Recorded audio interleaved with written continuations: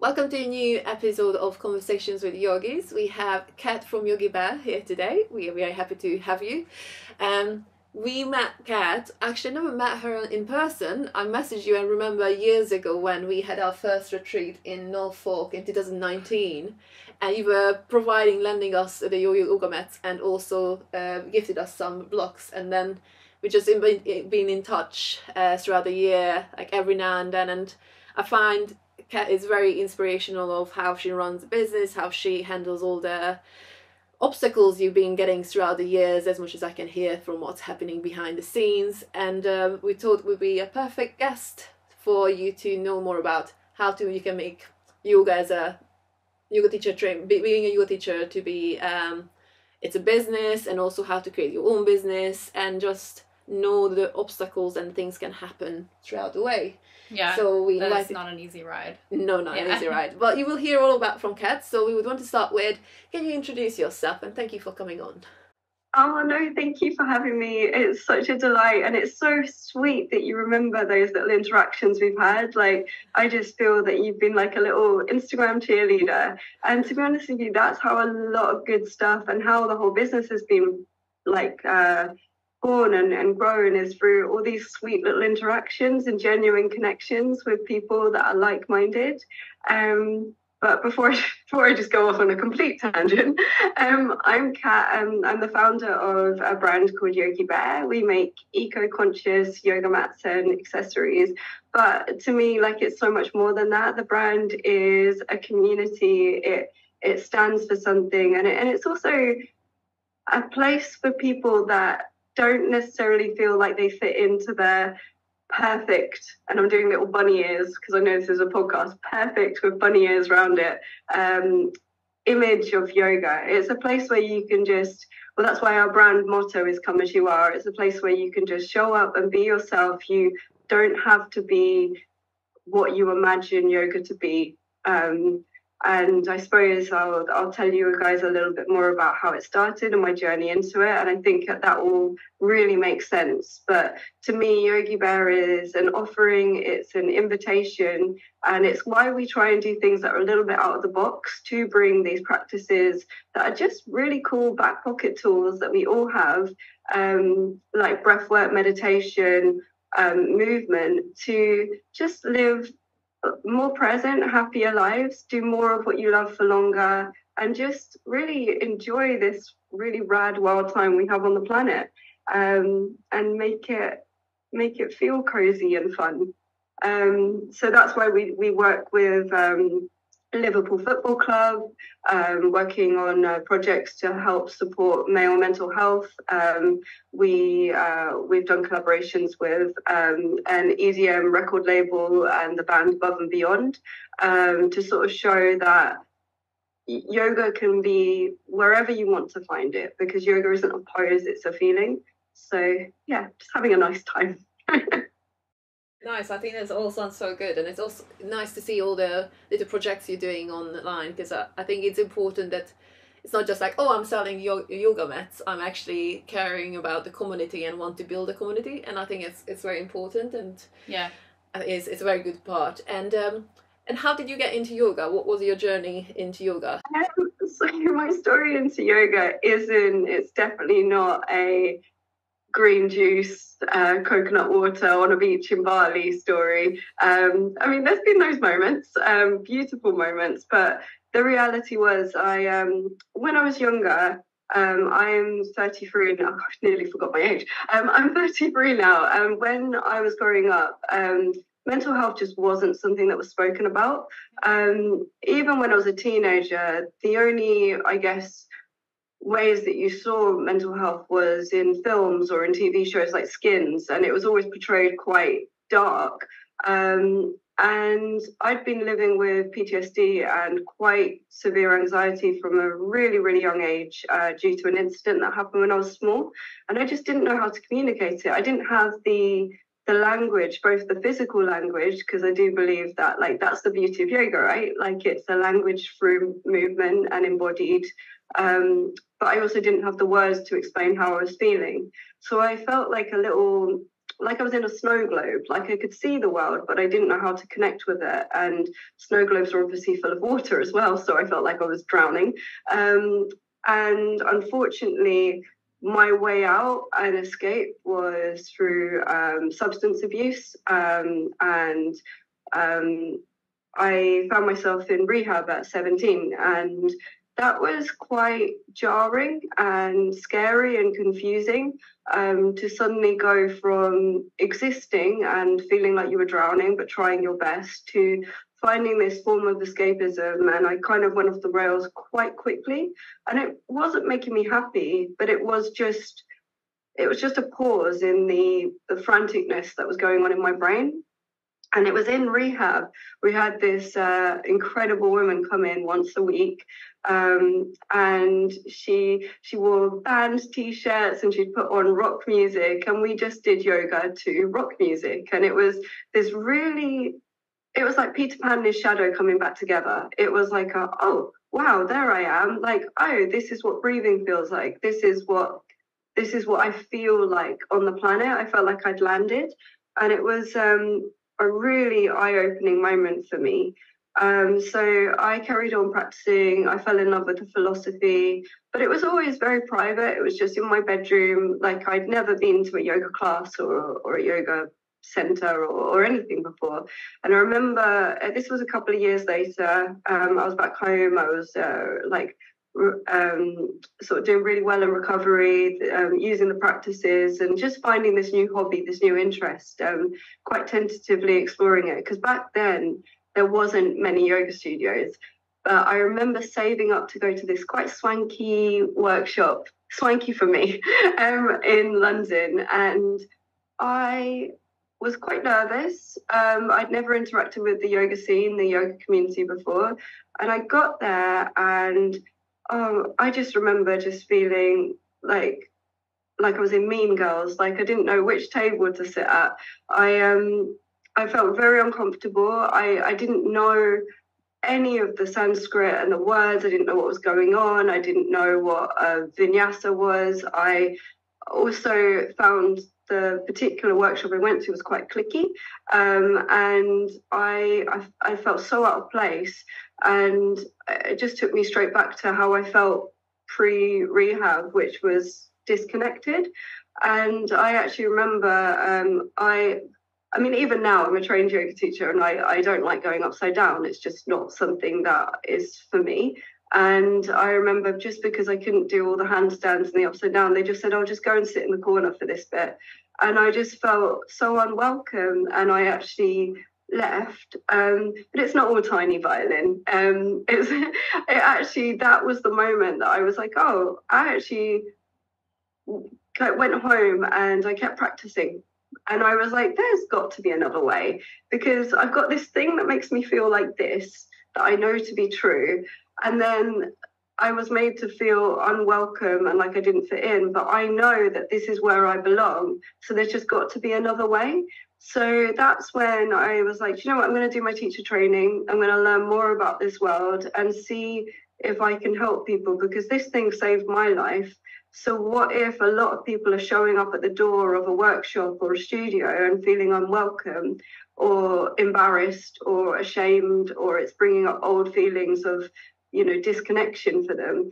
What if there was a way to make everyone feel welcome, and there was a way in? So I did my yoga teacher training, bizarrely at a surf school, because I think that surfers are very much natural yogis. They're just so just before this podcast started, you just said the wave of life, and it is a weird wave, and you've got to know how to be present and trust yourself and all those things to stay on the wave.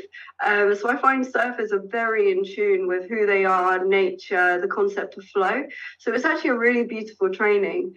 And I just came home. I was living in Wales at the time, and I just started teaching everywhere, because there wasn't that many, this was 10 years ago, so there wasn't that many studios in Wales. So I was teaching in prisons, for women in prison. I was teaching in schools. I was teaching in colleges, sort of the last chance colleges, where the kids have I think it's more that they just weren't listened to and understood, and acting out because their self-esteem was so low.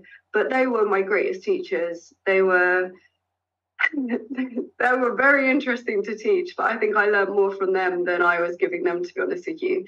But I was teaching everywhere, and what I realized was that teaching is just about connection, and that there's a different doorway and portal to everyone. You've just got to find the right one. It's not this one size fits all way.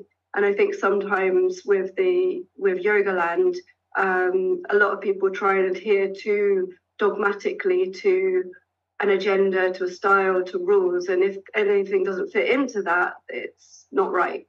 Whereas this is just about teaching people, you could stop yourself having a panic attack if you were in the middle of one, because you've got your own back, because you know how to find your breath again. And I think that that's the most valuable part of teaching for me. It might not be strictly traditional, it might not be sort of expected, but I feel like the movement, the shift from yoga into movement and these more embodied somatic practices, that's really interesting me at the minute. But that was a really long-winded story to tell you how I got into yoga. It was beautiful. It's good. And a lot of it resonated with things that I've experienced, and probably you too. That's the thing, is like, as you were talking, it's like, oh, and I think the beautiful thing about yoga is that, how you said it, you come back into your own body. And I think it's like, oh, okay, I feel myself, I feel my feelings, I know what I want, and you're like, oh, this is very good for me. But it's very brave of you to be going to a place where you felt like you were unwelcome and quite clicky, because we were talking this, especially London scene can be very clicky scene in yoga. And then I think it's brave that you went, and even after that, you were not giving up, but like, there must be another way, because there is always another way, but so many people who are getting put off from yoga because they have one bad experience and they never try it again. So I think it's a good lesson for people that just try different teachers, different places, because you never know who's gonna click with you and what's gonna help. It's so funny because like on the weekend I fell off a bike. I just completely forgot how to ride a bike while I was on it, and it did shake me up a little bit. I've got all cuts and bruises everywhere, but I just got straight back on, because that's what you have to do. And I just was cycling off after falling off and scaring myself, and I was just like, yeah, this is what you have to do in life. I could have just wheeled the bike home and probably not got back on it, but you just have to keep picking yourself up, and you can't let the fear sink in, because I come from a very fearful place, from PTSD, from anxiety, and I used to be so afraid of the world, and now I realize how much I was missing out on.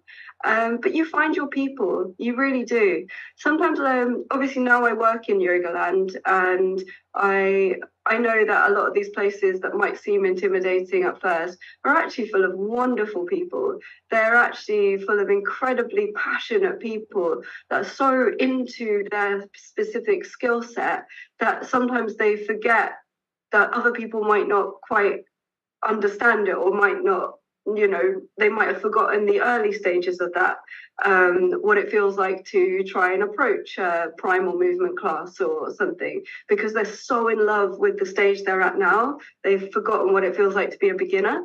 And I think that I have to check myself every now and then when we're doing an event, or when we're putting out some video content or messaging, that how would it feel to approach this for the first time? Is this going to make people feel welcome, or is it going to make people feel intimidated? So I really try and be really conscious of that. And I've also been meeting some amazing practitioners lately that are really trying to break down barriers, like when it's sort of like body neutrality, like positive teachers just celebrating who they are, and through that just finding a community. So there is space for everybody in this industry, there really is. And you also don't have to have a niche. You don't have to have a rehab story, or something really that you're trying to change in the world, you can just show up as yourself and people will resonate towards that, you know? I think people often think that when they're training to be a yoga teacher, they have to be able to do all of the splits and the handstands and all the big physical things. And the reality is, most people that come to your classes, they just want an hour a week just to be, like you said, back in your body, like find a little home body. Maybe what they just need is something not theatrical, more slow, gentle and soft. And they just need permission, I think, that's actually what they need. Because sadly, like I think a lot of people's impressions of yoga is quite theatrical. What's the phrase that a friend always says? That it's a practice, not a performance. And I think sadly with Instagram, Instagram's beautiful. Met you guys on it, like so many incredible connections. I don't like slate it. I wouldn't have a business if it wasn't for it. I wouldn't meet so many amazing people. But there is a performative element on Instagram. And obviously, like, some of that stuff makes beautiful shapes and it is like art. But the best practices I've ever had are the very gentle ones, where literally you can just feel my breath and feel my heartbeat.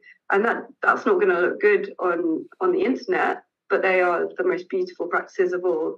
And I would never want that to get lost in what people think yoga is, like what it could be. Yeah, that's a beautiful way of putting it. I love that. No, true. Very wise. Yeah, we love listening to you. Yeah.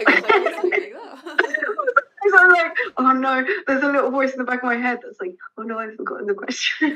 No. I think I recently got diagnosed, well, a few years ago now, with ADHD, and I know more and more women are actually being diagnosed with ADHD, which I actually think is, for me, it was a massive relief. It was like, oh my goodness, everything makes so much sense now. But I also think that yoga is an amazing tool for helping me manage my ADHD, because when I manage it right, it's like having superpowers. But when I let it take over my brain, it's the worst. But it's so funny how the practices of the breath, the meditation, and the movement are these ancient practices that are helping us navigate some pretty modern challenges.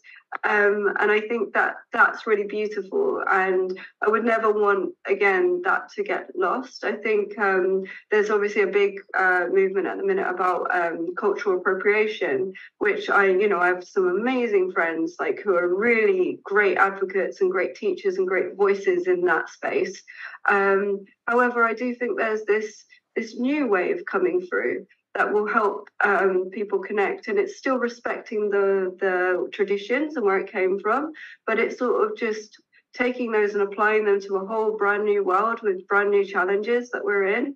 And I think that, yeah, that's why Yogi Bare is kind of, we're changing a lot of our language to things like talking more about movement rather than just yoga, because I think there's lots of new sort of practices coming through and new ways of approaching the breath, approaching the mind, approaching the body. And I think I just really want to encompass it all. And it's definitely marking like a new shift for us into where the company's going, where the product line is going, and what we want to support, really.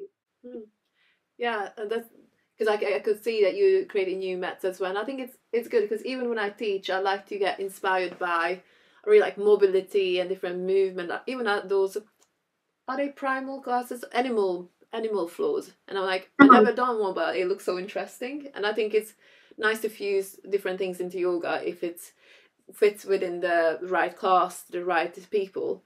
But then it's just the doorways, right? So it's a different doorway for different people, because some people, like I found yoga in a really, I suppose, unusual way. But then I started to fall in love with different practices. Some people find it through quite sportier practices or quite more fiery practices. And then what they find is a lot of friends of mine, they'll be really into Ashtanga and rocket, pow, pow, pow. But what they're actually trying to get to is the yin, and they don't realize that. And many years later, they realize that, oh, this is what I needed. Oh, yin is so challenging for me, even though I'm a rocket head. Like, it's actually yin is the thing that's confronting for me, and it's what I needed all along. And I just find it so curious. I think like yoga is almost like looking down on everyone, being like, I'll get you there. Just trust me. I'll get you to where you need to go if you just trust in it. Yeah, I was just thinking about students. I just came back from teaching a retreat, and we were doing dynamic yoga in the morning and yin in the evening. And, you know, the dynamic yoga, Ashtanga, Rocket, Vinyasa, they're the popular types. And then they were telling me they hate yin after yin. They're like, but I know that I need it because it makes me do that confronting hard work that you can somewhat trace over in the more dynamic practices. Because it's like you're not staying with it long enough, if that makes sense. But I mean, but there are yang practices are confronting in their own way. Yeah. I think yang, well, they're both like a little, you know, an eye to eye with our own egos, to be honest with you. And yeah, I think that's what's so interesting, that I guess my approach to the business as well is a really interesting, from if I'm looking at it now from that perspective, in the sense that I'm trying to do as much as I can for free to support practitioners, to support teachers. For me, it's never really been about the products. Like, I am a massive dork when it comes to materials. I'm so dorky. I was that kid that my mum could never bring in a shop because I'd have to touch everything, and the amount of things that I'd break, and or like just I would cut a piece of her curtains off just to see what was underneath the layers. I was so annoying. And now all I do is apologize for it. My mum actually works with me now, which is ever so funny, how it comes full circle like that. But yeah, it's I do love the material side of things, and trying to do things the right way, and trying to approach and come up with different solutions that are really kind to the planet, but also with people in mind. Even like our recycling scheme, like I'll take in any yoga mat. It doesn't have to be a Yogi Bare one, and we can recycle them and turn them into children's playground matting, because it's like just a really nice way of giving them a new life. But that stuff's really cool, and I do enjoy that side of the business. But for me, the community side's really, really important. And it's like, how do you break down those barriers of accessibility? And so lately we've started these panels for yoga teachers. A lot of my focus now is on yoga teachers, to be honest with you, because I don't know what it was like for you guys, but I remember when I did my training, and then you're kind of chucked out into the world, and you're like, oh, okay, I'm a teacher now. I'm responsible for all these humans in front of me in the class, and it's quite like jarring.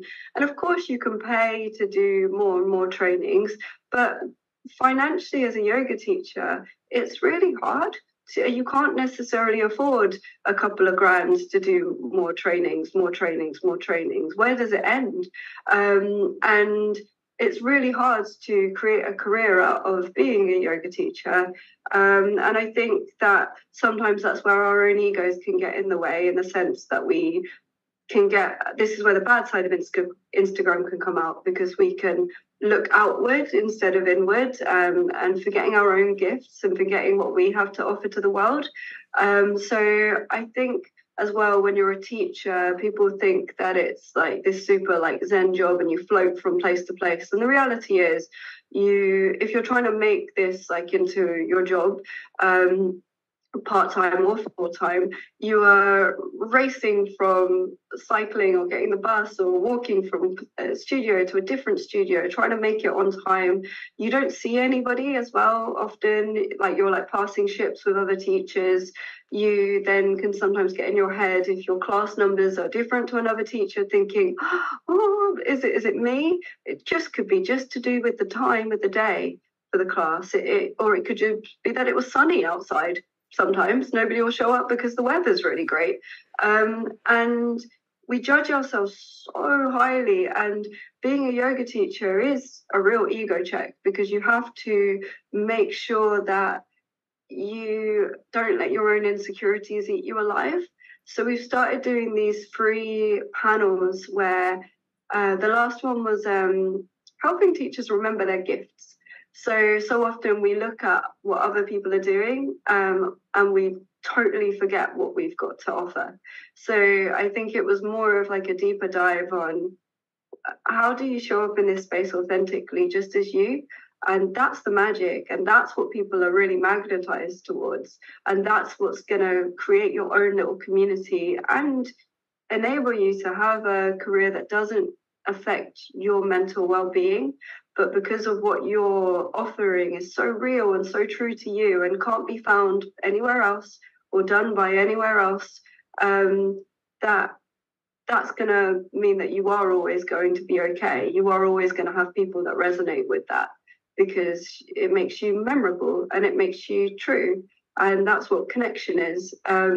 So that's been a really, really lovely thing that we're hoping to do more and more of. Just basically getting a group of yoga teachers together and seeing like how best we can support them. Like, what topics do people want to talk about? And then we'll pull in a team of experts to help navigate anything anyone wants to talk about. And it was a really, really, it felt like a real moment when we did it the other evening. I was like, this is my why, because I think sometimes, like, I like to think I'm a quite joyful, positive person, but running a business it doesn't come naturally to me at all. In fact, I really, really struggle with it. Not just having ADHD, but also just it's basically everything that I'm not good at, except it's it's like everyone can see my mistakes. I think sometimes people think it's a bigger business than it is. It's still a tiny, tiny business. I have a few really sweet girls who are my friends that work with me. My mom does my bookkeeping. So it's still very, like, I'm not a big brand behind the scenes, but it's that grapple of people's expectations. And as soon as I let those expectations and my own insecurities eat me alive, I stop functioning very well, and the business actually stops functioning. And it's only when I show up authentically and maybe 8 Mile myself. I don't know. Actually, that's a phrase I made up. Have you seen the film 8 Mile? Yeah.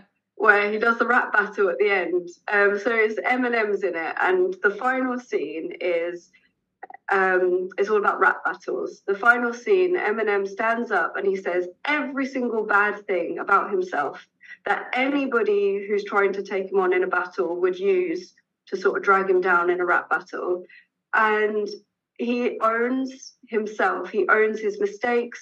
He owns his maybe more deemed negative traits. And he really owns his stuff, to the point where the other guy hasn't got anything on him.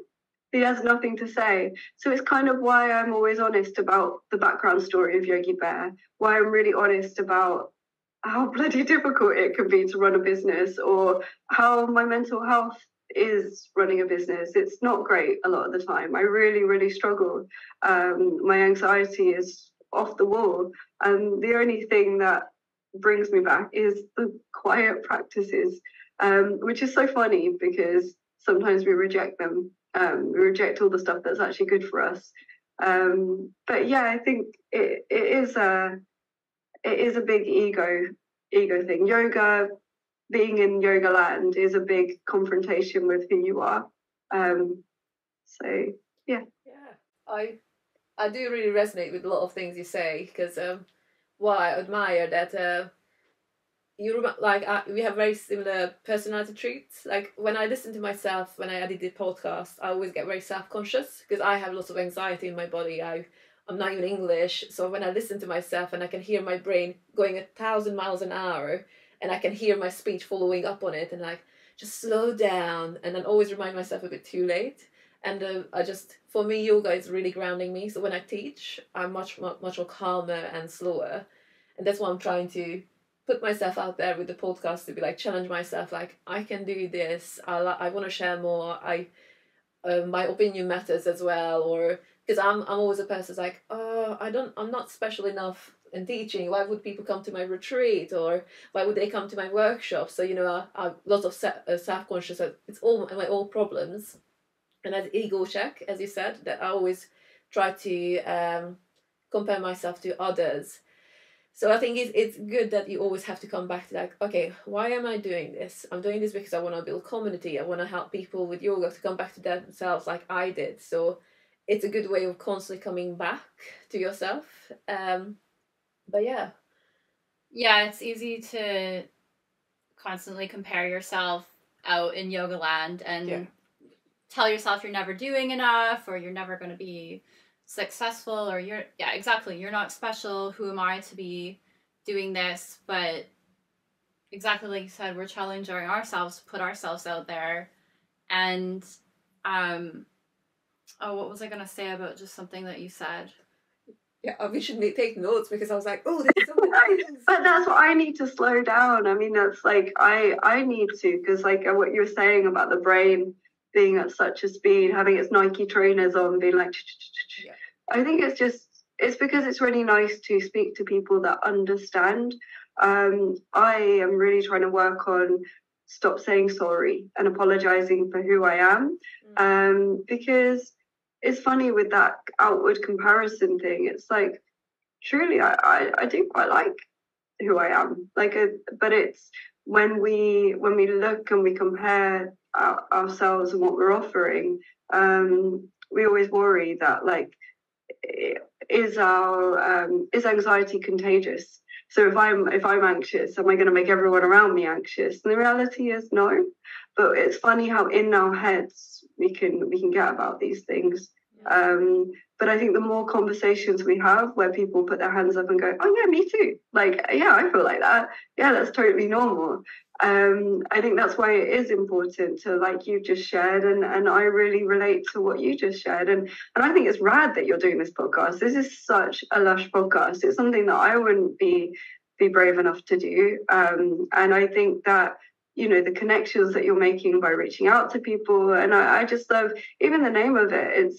It's so inviting. Like, we are essentially just sitting here having a chat about all the stuff that I know. Like, I don't think people realize how lonely it is to be a yoga teacher, or how lonely it is to run your own business, like how lonely it is to start a podcast, like at times. Like, I'd rather try and mess up than sit there being like, I wish, because essentially then you're just wishing your life away. And that's why I think it's really important to share our anxieties, to share our moments of insecurity, to share our maybe not so sexy parts of like our journey, because hopefully somebody listening to this, or somebody reading those words or whatnot, might realize that starting a business didn't come from, I mean, I started it like, you know, very, very small, like with just a handful of savings. It didn't come from me in shoulder pads and a power suit going into a boardroom being like, I would like investment, because I've never done that in my life. But that's what I imagine, that it would be like suits. Or like, it actually started, in all honesty, and I don't really tell many people this, it started when I actually had another job. So I used to work for the British Film Institute. I used to work in film and script writing, and I was teaching yoga on the side, like we all do. A lot of yoga teachers have multiple careers, and I was teaching in the mornings, the evenings, the weekends, working during the week, but also trying to start the business. And then I had a pretty traumatic trigger just come out of the blue, and it sparked off my PTSD and anxiety again. I got signed off from my main job for a month, and it was only in that quiet headspace that I started thinking about, well, what could Yogi Bare be? And fleshing out the idea in my head, because I mean, it took a few weeks, like, to find that place where I had the headspace. But I think it's important for people to know that, yeah, Yogi Bare it came along in one of my big struggle patches. And I think sometimes when people are struggling, they get so even more in their head, because they're like, oh my gosh, like everyone else seems to be doing life really well and on top of their life admin, and they've always got like matching socks, and I'm like, this is why I stopped wearing socks. But it's like, I think that, yeah, so often we really berate ourselves, but I think if people know that the coolest thing I've ever done in my life has come out of a patch of really, really big struggle, or if we're having these honest conversations about, I mean, you girls, like, I look at you running retreats, I see you online, I just think, yeah, like, that's amazing. But for you to say that you're like, who am I to be doing this? Like, it's like so wild to hear. But it's all about giving ourselves permission slips, I think. It's permission. You can be both. You can be anxious and confident. You can be, Well, that's why one of the reasons why we started the podcast, so we could like share our honest stories and other people's honest stories, because it's so easy to just put you know, the retreats out there and be like, look at this thing that we created, this life that we have, but when in reality that's like 1 week of it, and the behind the scenes work took a year of like stressing out, are we going to fill it, putting tons of money up front, and sometimes we lose the deposits. Like, that's a reality that's happened before. It's I think people need to talk about that more. 100%. I also think that when the people that the guests come on this, I do think that there's no shame in sharing how much of a risk you've taken, because people love to support. What's what I found, the more open I am. When I first started business, I guess I thought I had to act all shiny and bright like a big business. It's like, dude, I'm not Nike. I'm never going to be Nike. And I think the more I share about the mistakes, the ups and downs, like the honest story about how hard it can be, or we have a transparent sustainability diary that we release a couple of like insights into, and I just share all my little failed experiments, and I think that you get people on board if you're honest and true and be like, hey, like, I'm taking a risk, but I'm doing this because I love you, I'm doing this because I'm really passionate. And I think that people don't want perfection, they want real, and they can only get their teeth and support something real, and if they can connect and resonate to it. So yeah, I think it is a big learning. I mean, for you guys, like, do you feel like when you guys first started as teachers to where you are now sitting here doing this podcast, like, how do you feel like that's changed? Did you guys come in a really like yang way, or a way where you had an idea of what you wanted to do and it's been like an unlearning, or what's that been like? Oh, big question. It's like, we're being interviewed now. I'm sorry, I didn't mean to. I was getting carried away. I forgot it was on screen for a minute. I was like having a chat. I came into the practice from like a place of trauma and dealing with bereavement, and then like I had to share the practice because it saved me, and I don't know where I would be without it right now. But at the beginning of becoming a yoga teacher till now, like, still now, I feel like it's still hard, it's still a struggle, but 10 years ago, 12 years ago, I would never have imagined that I'd be here, and I'd be very proud of myself. So you always have to stop and like give yourself, feel like, oh my gosh, look at all the work that's come through those years, even though when you're still in it, it's still challenging. Yeah. What do you think? I think that, like, it's very important, as you say, like, not looking outwards, but looking closer to what you achieved. Because I find the same as well, that I thought I was just going to teach classes to studios and it's all going to be good. And I'm just like, I can't. For me, yoga wasn't as a business. I could not think like I can organize my own events. I can do this. I can go on my own. So for me, I thought, well, like, I'm going to be employed by someone and just going to do that job for them. So for me, being here and then trying to create our own things is very scary.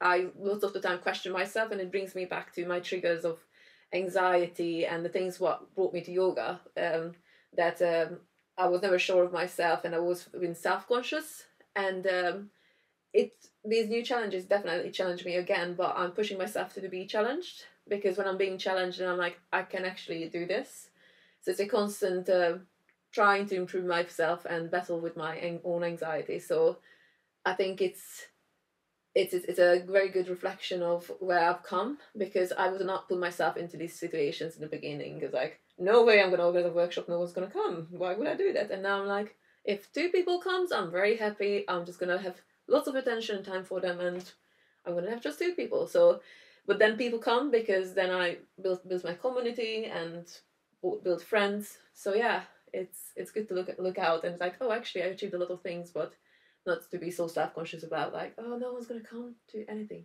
I think that's it though, isn't it? I think it is that whole taking a moment, and we don't do that enough, especially as yoga teachers. Like, no one really tells you, because you it's essentially like being a solo business, and everyone's expectations are quite high, and that you're also, I guess, like supposed to portray this Zen image, and like, you know, have it all together. And I think it's really important to be like, you know, I did really good today. Like, I actually have a tattoo on my ankle that just says "good job." And so sometimes at the end of the day, I'm like, well, if no one else is going to tell me, I just look at my foot and it will tell me. But it's that thing of like, did you ever, when you were younger, use a spirograph? It was the thing that you pushed your pencil into, and it would make all the little shapes. Yeah. So I sometimes think of it like that we're always pushing forward in our lives, whether that's as a yoga teacher, in our careers, or just as a human being. We're always pushing forward, and we never really take a moment to look back. And what we don't see is actually what everybody else sees, which is all the beautiful patterns that we've left behind. So like, your students will see the patterns, and that's the community that you're forming. They see the essence and everything you put out into the world. Yet we're always here. We're like pushing forward, and we never take a moment to look back at everything we've created and everything we've done. And I'm really guilty of not doing that, and I'm trying to do it more, because otherwise, what's the point? We put so much effort in and so much work into this life and creating, and we got to enjoy it. We've really got to. And I think that's a really important thing for anyone listening to this that is a yoga teacher. It's like, make sure you're still enjoying it. Like, I think don't turn it into something that's a new form of self-torture, because you're comparing and it's stealing all of the joyful moments for you, because you're comparing and you don't feel good enough, and you're pushing harder and harder and harder to the point where you're exhausted and burnt out and teaching on autopilot. Like, I think, remember, like you said, remember why you started, and that'll always guide you back. And there's no shame if actually joy is maybe teaching less. Maybe joy is not teaching every single day, and it's just doing a workshop a couple of times a year. Like, maybe that's what your joy is. Maybe your joy isn't teaching online. Like, I didn't like teaching online personally. I found it really hard to get feedback from my fridge, and I also really struggled with the technology. But I also find it really hard to commit to a regular schedule with my lifestyle. So when I do teach, it will just be an event or a pop-up or something. And I still get what I need, which is that connection.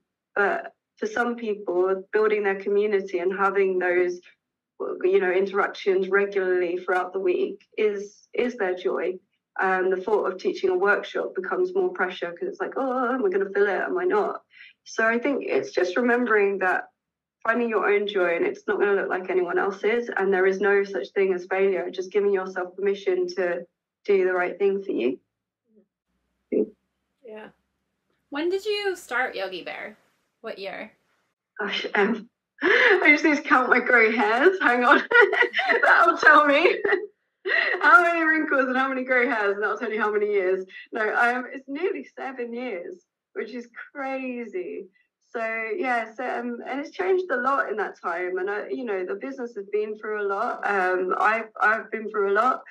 both personally, and a lot of stuff has failed, and I'll happily talk about it. Like, so we the old logo, I think you'll remember this, the paw. Yeah, so the old logo used to be a lady doing king pigeon pose with paw prints around it, because I thought it was funny. It was like a logo that people would look at and double take. They'd think it was just a paw, and then they'd be like, oh no, it's a yoga pose inside it. And I was really proud of it. I mean, it was drawn terribly. Like, it looked like a sausage person. Like, it was not my finest artwork. But there was a very large brand that has a paw print and is quite known for going after any brand with a paw print, not just my brand. There's over 15 brands that it's gone after in all various industries. But because this brand's existed for a long time and they're registered in lots of different categories, that's one thing that's really important if anyone's thinking of starting a business, is just to register your IP early. Register, make sure that you've got your legals all sorted, in terms of if you want to register a retreat name or a concept, get it in early. It doesn't cost anything really early, maybe like 50 quid, just to get all of that stuff sorted out early. There's an amazing girl, if I'm allowed to say, on Instagram. She's called Lucy Legal. Loads of free advice templates for small business owners. And that's a really nice thing, because obviously, like, when you are a small business, you can't really afford a lawyer, and then you've got to go all proper, like, Legally Blonde Woods trying to figure it out yourself. So Lucy Legal, really, really good account to follow for small business legal advice for yoga teachers. But yeah, I'd say get your IP in early. I actually did. I had all my legals. I had my logo was registered, my name was registered, everything was fine. But unfortunately, the law is complicated, and because this brand has existed for a long time, I had to change my logo. And that was a real moment of pain, because I realized I was terrified. I was like, oh my gosh, people only like the business because of the logo. If I lose the logo, I'm suddenly going to have no business. People are going to go elsewhere. But then what I realized was that Yogi Bare isn't a logo. A brand, a true brand, isn't a logo. It's how it makes you feel. Just like, yoga. I had to learn how to let go. I had to learn how to move with life rather than holding on too tightly and grasping at things. And nothing changed. And actually, we just tweaked it, to be honest with you. It just looks a bit more grown up. But the new logo, from that point to the one we've just tweaked and freshened up a month ago, it is, instead of having the paw print, it is the stars of the Great Bear constellation. And it's funny because I was like, well, you can take my paw, but you're not going to take the concept of the bear. I'm just going to use the constellation. But I only found out after about a year of developing that new logo that the Ursa Major, which is the Great Bear constellation, is the one that sailors used to use when they were lost to find their way home.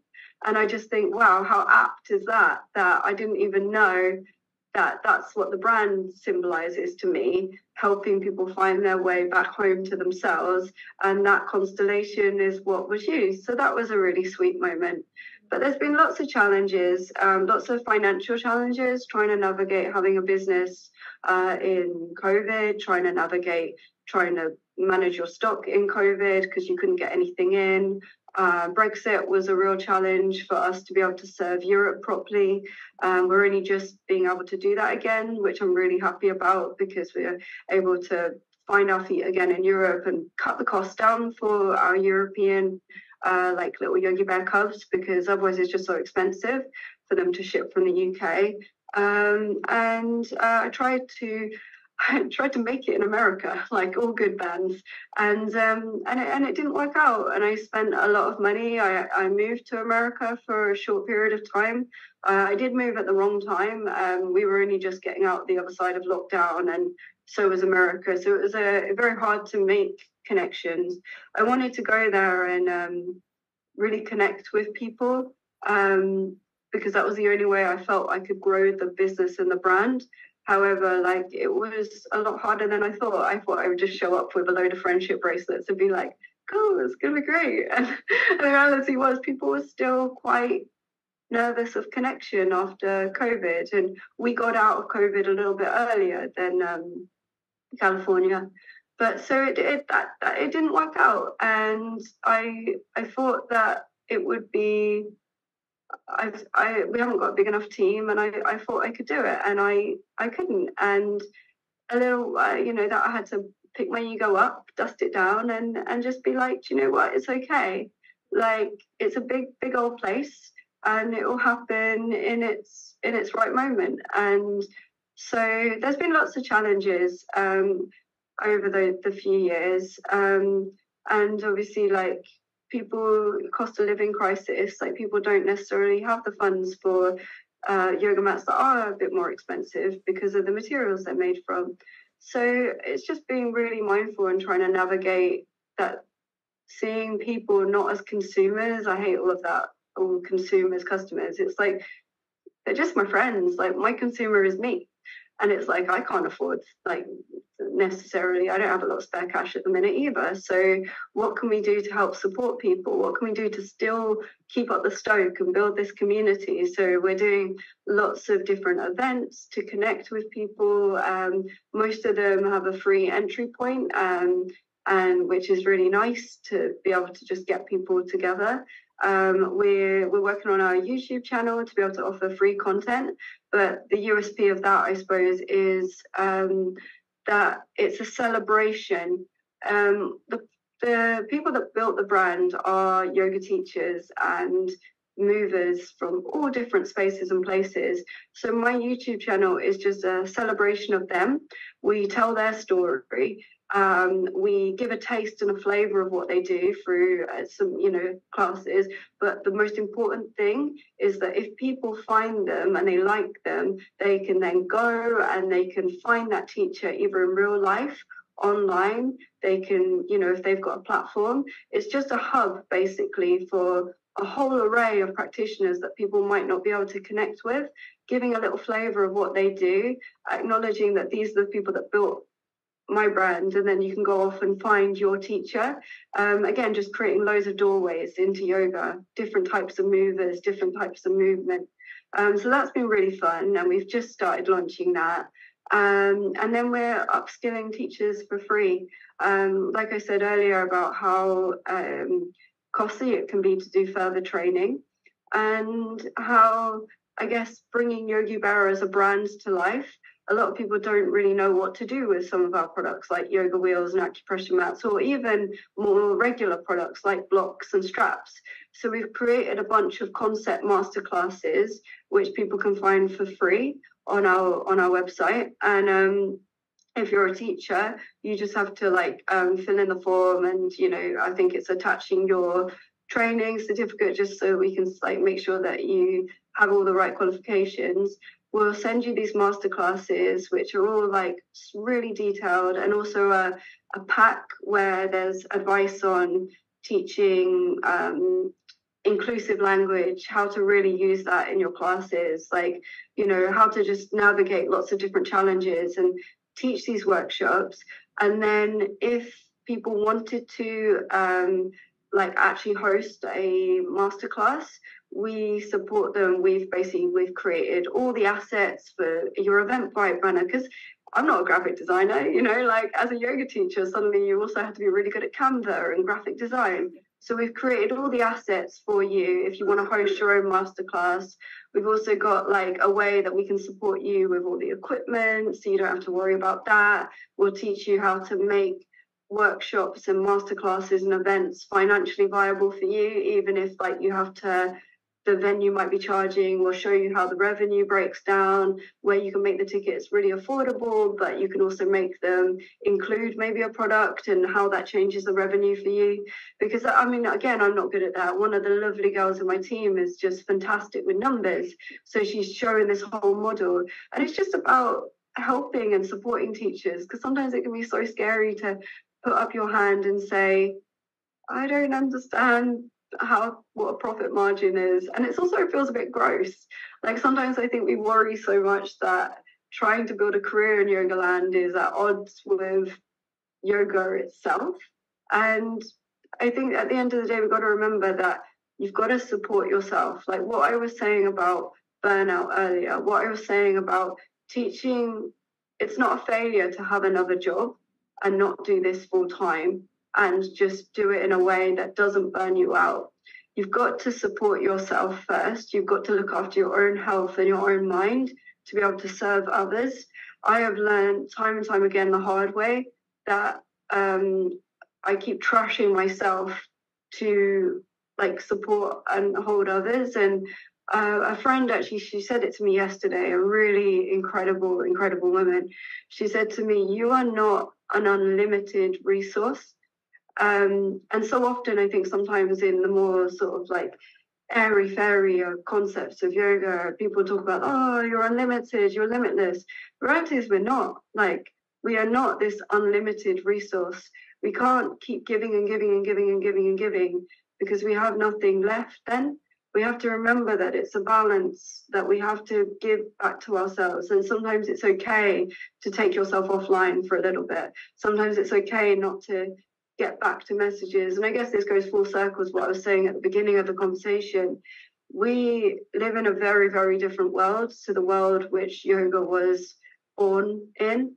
I very much struggle with the demands of this world. I've got about 400 unread WhatsApp messages, which gives all my friends anxiety when I screenshot my phone and they're like, what? But the reality is I'm just not made for this instant culture. I'm not made to reply instantly. I really struggle with that. And the guilt that eats me alive for not being there enough for my friends. They know if they need me, pick up the phone, and if they ever needed me for something major, I would drop everything. But the reality is I don't fit in very well with the Instagram notifications, the WhatsApp notifications, the constant. And I think I'm learning to realize it's okay to not be the best at that. As long as I'm looking after myself and doing what I need to do to support myself, it is okay. As long as I've got my true friends, they understand that I'm a little bit of a fraggle sometimes, and the best way to probably get hold of me is by like just knocking on my front door. But I think it's understanding ourselves enough. And I think the most important message that I probably say to anyone working in Yogaland or as a yoga teacher is you don't have to be like someone else. Like, you are not an unlimited resource. You need to look after yourself first and foremost, and you can do this your way. And whatever that way looks like, you're not a failure. And I think that that's just a really important thing for people to know, that it's okay.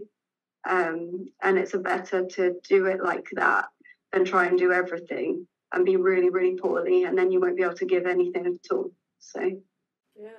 True. And also like trying to do all the training and try to put all the money into do all the training to get better, but actually just like doing your authentic journey of just teaching a few classes is much better than. But it's also with the training, I don't know what you guys found, but I do love learning, I really do, and I do love going on trainings, but then you get bombarded and overwhelmed with this new like rucksack full of knowledge, and then you sort of become at this crossroads of, instead of slowly absorbing everything that you've learned, absorbing it and then it coming back out in as you, like authentically, you suddenly try to become everything that you've learned on the training, and then you're like, and you suddenly change who you are and you change your style and you start throwing in all these new things, and it confuses the community that you've created, because they're like, hang on a second, like I was coming to them because of who they were and what they were emanating, and now suddenly we're doing all this mad new stuff, and it's quite hectic and frantic, and like it's not authentically who you are, because you haven't had enough time to sit with it and let it absorb and then play with it yourself and live it and breathe it, and then it comes out authentically. And you might actually ditch 75% of what you learned because it didn't apply to you or it didn't fit who you were as a person. I think the most important thing you can do is just make sure that you are looking after yourself and taking yourself off for breaks to do your own practice, rather than then bombarding yourself with more trainings. Obviously, it's lovely to be inspired, but sometimes that's quite an outward thing rather than an inner felt thing. Sometimes it's just nice to actually carve out a couple of hours to roll around on your mat and see what happens, which is really hard actually to find time for. But actually the most value will come out of that, rather than just spending thousands of pounds on the outward stuff, trying to chase a goal of what you think you should be. But that's my personal opinion. I don't know, like some people might feel more inspired by collecting the knowledge in that way. No, I agree with you. Like you get the knowledge, but then to be able to give it authentically, you have to put it into practice and live it. And I'm just thinking about, you know, even something like anatomy in yoga. You can take so many courses and memorize everything, but really a lot of the anatomy like is more of a feeling of energetic alignment, and you have to feel that as a teacher to then be able to describe it to your students. And then 100%. I find that like in the end I'm not even describing too much anatomy, I'm trying to describe a feeling that's come from my practice. Because sometimes we forget that the students haven't studied anatomy. Yeah. So when you're suddenly saying the names of bones and stuff, they don't know where that bone is or what it connects to or the muscles or the fascia. But if you describe it in a way like that's quite, either you try different things, right? Different language hits different people. Yeah. That's why it's so important not to copy other teachers or not just to copy a bunch of quotes that you've read in a book, because they don't come out authentically. Whereas if you describe stuff like, I don't know, like the spirograph thing, or even like dropping 8 Mile into stuff, I mean, that's things I love and things I felt. But yeah, it's just, you just, like you say, describing the feeling. Because I think it's, again, something we touched on earlier in the conversation, is remembering that where the students have come from, the students haven't studied Sanskrit, they haven't studied anatomy. They like to learn and pepper it in, but it also is just important to make sure that we remember who we're teaching sometimes. We remember that we are guiding. It's like a toddler, not comparing students to toddlers, but like we don't expect toddlers to know the world around them, and Yogaland is a new world, and we're like guiding them, and we would guide a toddler very, very kindly.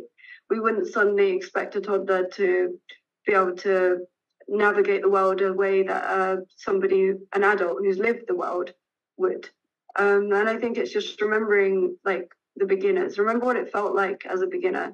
And also as we go through our practice, we're always a beginner. You're going to get injured. You're going to, I don't know, if you're really lucky, you get to have babies and experience a new body, or our bodies change. We gain weight, we gain muscle, we get thicker here, we lose muscle, we get like creakier in our bodies. Our minds might be in a different place, and that affects our body. You know, like we're always relearning and learning, and we're always a beginner in somewhat. Like it's very humbling actually to get an injury, because you have to totally relearn everything, and it can be really intimidating to yourself and your ego, but it's kind of fun, because I feel like the more you've lived life, the more you've got to offer, if that makes sense. So that's why I think no one should ever be ashamed. Your gifts are sometimes in the pain. It's hard to find them, but no one should be ever ashamed of having wonky mental health patches or a life that doesn't look perfect, or struggle. I think that's where the most beautiful things we can offer are. And that's where we find connection, I guess. Yeah, also not get attached that, you can stand on your head because next day you might not be able to, or because in the end the pose is not the answer and not the end goal. It's just a tool that you use to get to know yourself better and what you want to do, and it's just constantly evolving, because it's like kind of lone. And it's okay if you used to be able to do that, you know, like my body used to be able to do different things to what it can do now, and that's okay. Like, you know, that's totally okay. Or it's okay if 1 week you can do a headstand, but another week you come to class and you're very, very anxious and you're too in your head. so you can't go on your head. Like, it's okay, like, it's okay if it looks different all the time, as a teacher as well as a practitioner. I think sometimes that's really important message and memory for the teachers, that it's right. It's not linear. Yeah, definitely. Oh, nice.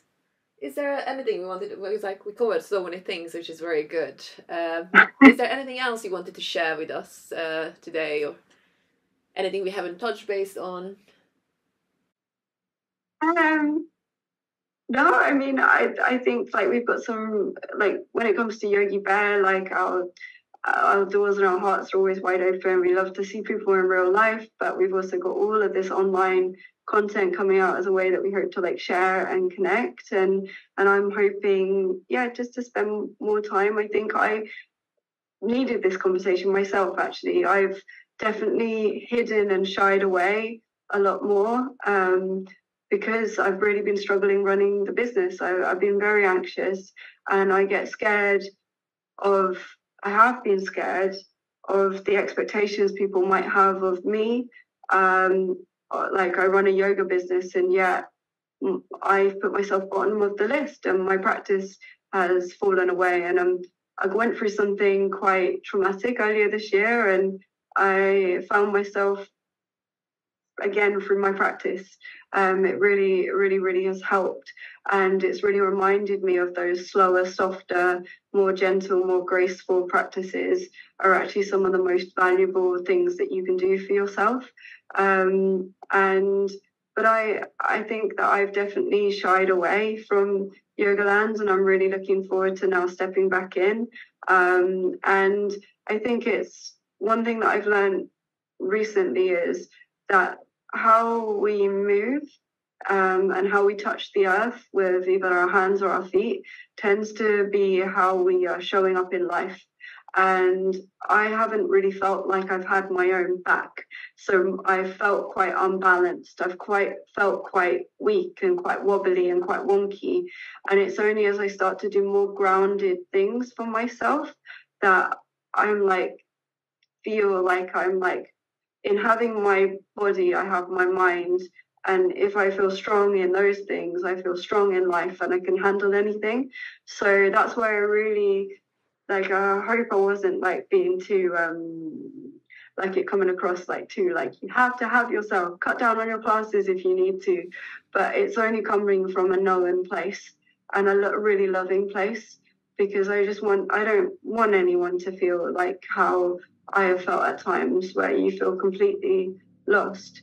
Because you girls reminded me today that I am really, really proud of everything that I've done. And actually through this conversation, the part of my brain, the Nike trainers part of my brain, has been going, yeah, I am really proud, and I am really grateful, and I am taking a moment on this call to remember. And I have met amazing people, and it isn't perfect, and that's okay. And this conversation has been a lovely reminder for myself.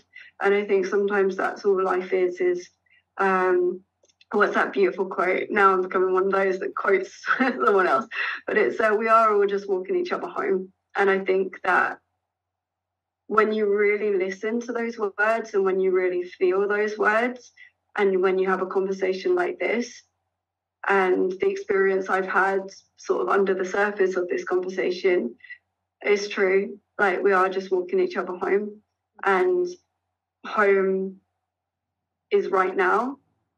That's the thing about it. It is a present feeling. So thank you. Just want to say thank you. You're welcome, Kat. Thank you for coming on.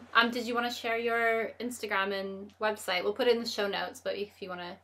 Yeah, it's so it's yogi.bare, so Yogi Bare on Instagram, but it's spelt that way because it's supposed to be a sense of stripping back, back to nature, sort of stripping all the layers off. Although I used to type that into the internet and used to get naked yoga, which was a real delight. And then my personal Instagram, I suppose on my personal Instagram, I love to do poetry and spoken word. So you might not find loads of yoga on my personal Instagram, but you'll probably find more meditation and more spoken word poetry. And it's What's Good Cat. So yeah, a little bit more behind the scenes, I suppose, on there. than Yogi Bare. But yeah, just it would be lovely to connect with anyone that's listening. And thank you so much for having me on today as well. Yeah. Thank you. Thank you for sharing your truth. Excellent. Oh,